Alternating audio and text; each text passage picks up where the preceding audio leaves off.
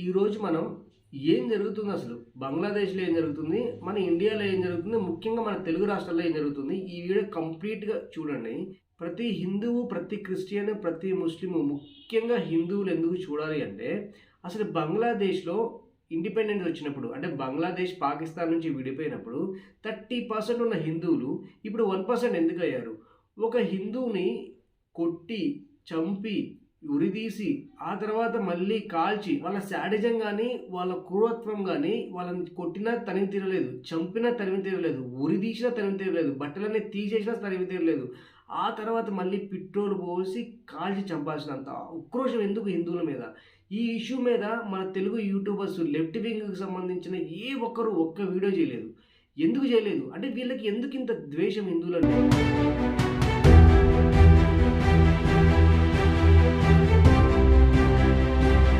ఇంకా సెక్యులరిజం అని చెప్పేసి వాళ్ళని ఫాలో అయ్యే వాళ్ళు గుర్తుపెట్టుకోండి, రేపొద్దున మీకు కూడా అదే జరుగుతుంది. రేపు మీకు అదే జరుగుతుంది. హిందూ దేశం ఎప్పుడైతే భారతదేశము మెజారిటీ హిందువులది కాకుండా వేరే మతస్థులు అవుతుందో ఆ తర్వాత ప్రతి హిందువు అలా వేలాడుతూ కాలి బూడిదవ్వాల్సిందే. ఎందుకు అంటే మీరు పాకిస్తాన్లో ఇండిపెండెన్స్ వచ్చినప్పుడు అక్కడ హిందూ రేషియో ఇప్పుడు ఎలా తగ్గుకుంటూ వచ్చింది, అలాగే బంగ్లాదేశ్లో ఎలా తగ్గుకుంటూ వచ్చింది, బంగ్లాదేశ్లో హిందువుల మీద ఎంత ఊచకోత కోస్తున్నారు. దీని మీద ఏ ఒక్క కమ్యూనిస్ట్ అయినా సరే, ఏ ఒక్క లెఫ్ట్ వింగ్కి సంబంధించిన వాళ్ళని చెప్పే మేము జర్నలిస్టుము, మేము దేశాన్ని ఉద్ధరిస్తాము అని చెప్పేసి వీడియోలు చేసి వెళ్ళి పోలీసుల దగ్గర కంప్లైంట్లు చేసే వాళ్ళైనా సరే, తులసి చందు ఈమెను ఒక్కసారి మీరు చూడండి, ఈమె వీడియోస్లో నేను చూపిస్తా. ఒక్క వీడియో కూడా చేయలేదు. బంగ్లాదేశ్లో హిందువుల్ని అంత దారుణమైన పరిస్థితి ఉంటే, బంగ్లాదేశ్లో హిందువుల మీద అంత దారుణమైన పరిస్థితి ఉంది, చెట్టుకు కట్టేసి ఉరిదీసి కాల్చి చంపితే ఆ ఇష్యూ మీద ఒక్క వీడియో ఏమీ చేయలేదు. ఎందుకు చేయలేదని నేను క్వశ్చన్ చేస్తున్నా. Just I'm asking. Prakash Raj అవ్వచ్చు, తులసి చంద్ అవ్వచ్చు, ప్రశ్న అవ్వచ్చు, ప్రొఫెసర్ నాగేశ్వరరావు అవ్వచ్చు, ఎవరైతే ఫెమినిజం గురించి అలాగే లెఫ్ట్ వింగ్ ఐడియాలజీ ఉండి హిందువుల మీద విషయం చంపే వాళ్ళు ఉన్నారో, నేను వాళ్ళని స్ట్రైట్ ఫార్వర్డ్ అడుగుతున్నా, మీరెందుకు ఈ ఇష్యూల మీద ఎందుకు వీడియో చేయలేదు? ఎక్కడో న్యూయార్క్లో ఒక మేయర్ గెలిస్తే అతను ముస్లిం అయ్యడం వల్ల అతని మీద వీడియోస్ చేశారు. అతను నెహ్రూను పొగుడుతూ వీడియో మాట్లాడినందుకు అతని మీద కంటిన్యూగా వీడియోలు చేశారు ఆయన్ని పొగుడుతూ. అలాంటిది కేరళలో బీజేపీ గెలిస్తే ఒక్క వీడియో చేయరు, కనీసం దాన్ని ఒక స్టేటస్ కూడా పెట్టరు. వాళ్ళు ఎందుకు పెట్టరు అంటే వాళ్ళకి హిందువుల మీద కానీ, ఆర్ఎస్ఎస్ మీద కానీ, బీజేపీ మీద కానీ, పవన్ కళ్యాణ్ మీద కానీ ఎవరైతే హిందువులను సపోర్ట్ చేస్తారో, ఈ దేశంలో హిందుత్వం గురించి మాట్లాడే ప్రతి ఒక్కళ్ళు వాళ్ళ దృష్టిలో మతోన్మాదులు, వాళ్ళ దృష్టిలో టెర్రరిస్టులతో సమానం అనమాట.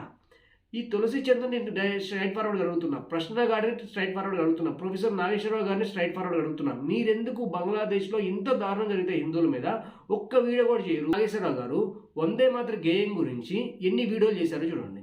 అలాగే 100 రోజుల పని నుంచి గాంధీ గారి పేరుని తీసేస్తే దాని గురించి ఎన్ని వీడియోలు చేశారో చూడండి. అంటే ఆయనకి ఏదైతే బీజేపీ కానీ, ఆర్ఎస్ఎస్ కానీ, లేకపోతే హిందువులకు సంబంధించిన విషయాల్లో ఆయనకి అంత ఇంట్రెస్ట్ ఉంటుంది నెగిటివ్ ఉన్న దగ్గరే. హిందువులు ఏమైనా తప్పు చేస్తే లేదా చెయ్యకపోయినా ఆ విషయంలో నుంచి ఒక నెగిటివిటీని తీసుకొని దాన్ని ఎలా ప్రోపగండా చేయాలి అని చెప్పేసి మాత్రమే వీళ్ళ ఇంటెన్షన్.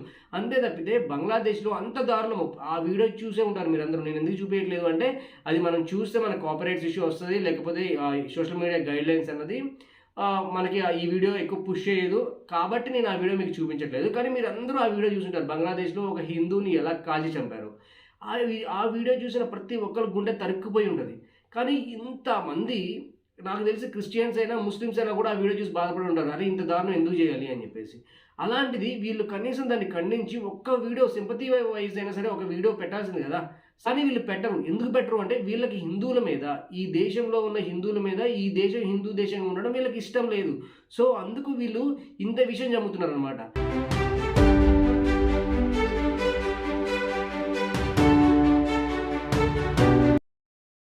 వీళ్ళు ఎన్డీఏ గవర్నమెంట్, బీజేపీ గవర్నమెంట్ ఉన్న దగ్గర మాత్రమే వీళ్ళు వీడియోలు చేస్తారు. వీళ్ళు ఎక్కడైనా చిన్న ఇష్యూ జరిగితే, ఆ ప్రశ్నగాడు పిఠాపురంలో ఒక చిన్న ఇష్యూ జరిగితే దాన్ని తీసుకొచ్చి హిందువుల మొత్తానికి, దళితుల మొత్తానికి అండగట్టి తెలుగు రాష్ట్రాల్లో ఉన్న ప్రతి దళితులు అరే మేము ఇంకా డిస్క్రిమినేషన్లో ఉన్నామేమో, మా మీద ఇంత డిస్క్రిమినేషన్ జరుగుతుందేమో అని చెప్పి అనుకొని వాళ్ళ మనసులు ఇంకా గాయపరిచేలాగా వీడియోలు చేసినవాడు.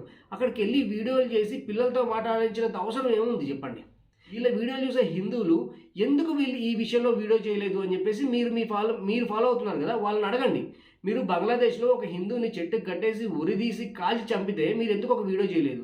అలాగే మీరు ఎక్కడో అమెరికా న్యూయార్క్లో ఒక మేయర్ గెలిస్తే ఆయన మీద వీడియోలు చేసిన మీరు కేరళలో బీజేపీ గెలిస్తే ఎందుకు చేయలేదు? బీజేపీ ఫస్ట్ టైం గెలుస్తుంది కేరళలో, అలాంటిది ఎందుకు చేయలేదు?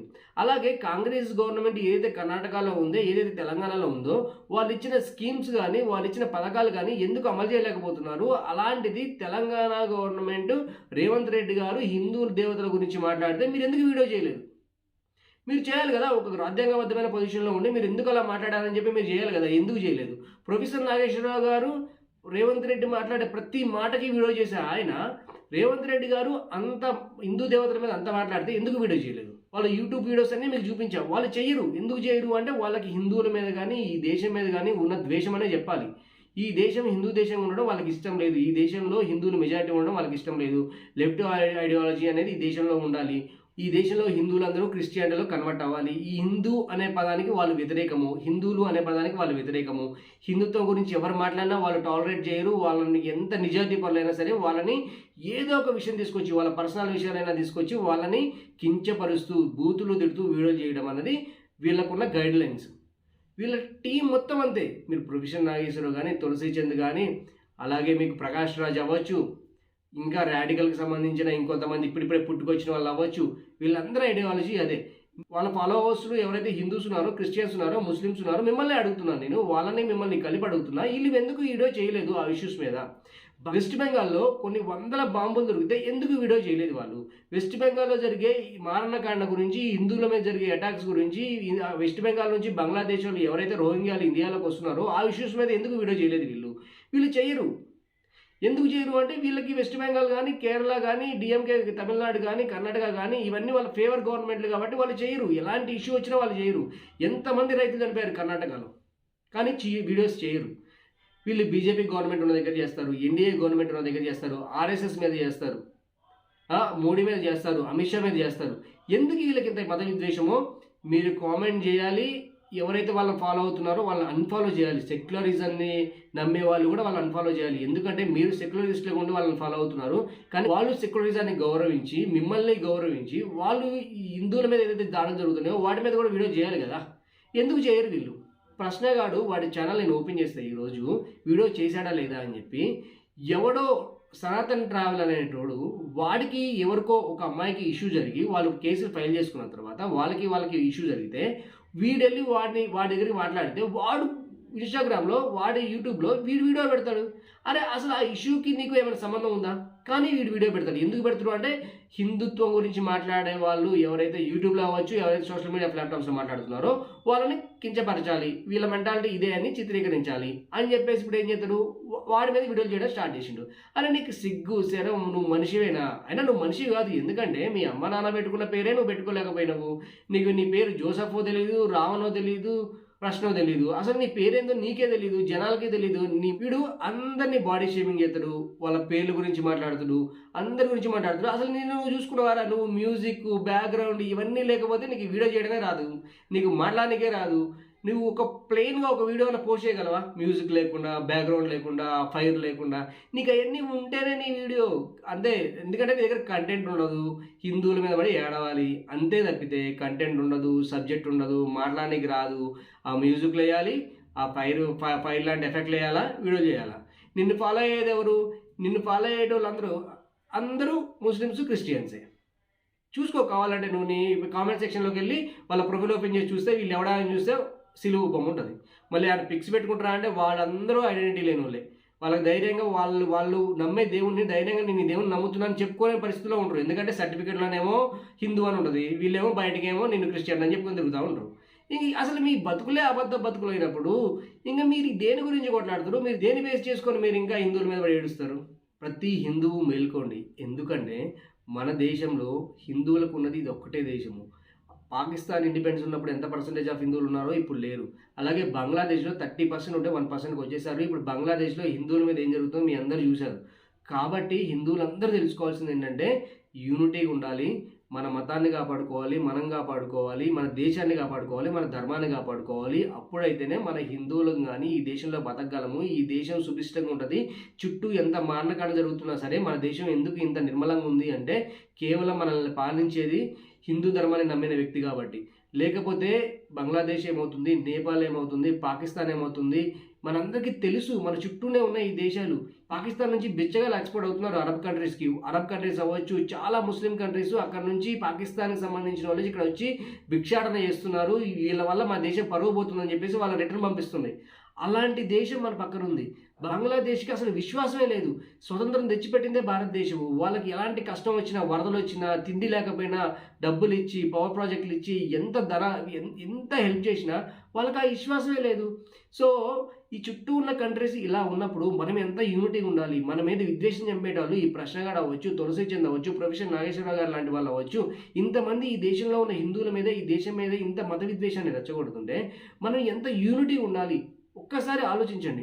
వీళ్ళు ఎందుకు బంగ్లాదేశ్లో అంత క్రూరంగా ఒక వ్యక్తిని చంపితే దాని మీద ఒక్క వీడియో కూడా చేయలేదు అన్నది ఒకసారి మీరు ఆలోచించండి. నేను వాళ్ళని అడుగుతున్నా, మీరు అడగండి. మీరు ఫాలో అవుతున్నారు వాళ్ళని, మీరు అడగండి వాళ్ళని. మీరు ఎందుకు చేయలేరు?